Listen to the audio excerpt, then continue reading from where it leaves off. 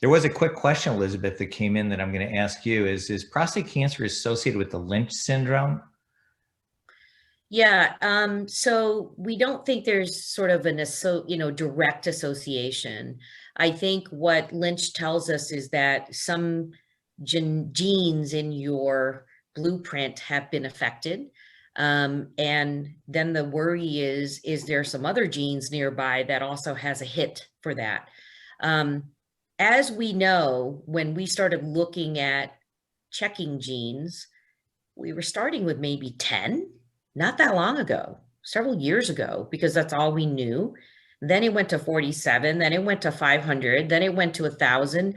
And now most of the technology can look at all of our genes, which is around 22,000 genes. Now that's just DNA. That's not complicating, that's not complicated enough, but now there's RNA and protein. So there's no sort of shortage in amount of information. The question is, how does it apply to you? So I think part of the struggle also, and feel free to recognize that this field is moving so fast that unless you're sort of immersed in it, it's very hard to know how to interpret the test. So that's the second issue is, well, do you get the test? Yes, no. And then it's the, oh gosh, what does it mean? And that information isn't in just, well, it's a one and done. So I'll give you an example today. I had a patient that was tested a year and a half ago. Well, I remembered that there was a list of genes that we didn't really know what to do with. But when I looked back, oh, well, one of them we actually had a study for.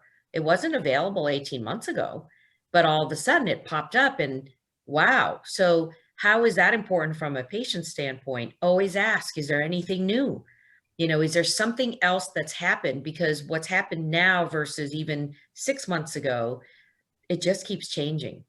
And so that's the kind of part where programs like this is so important because, whether you attended something 3 months ago or a year ago, you get different information. So to just fill the knowledge gap, it's important to continue to have these discussions. But yes, there's so much we don't know, Michael, to that answer Yeah. that it's a work in progress.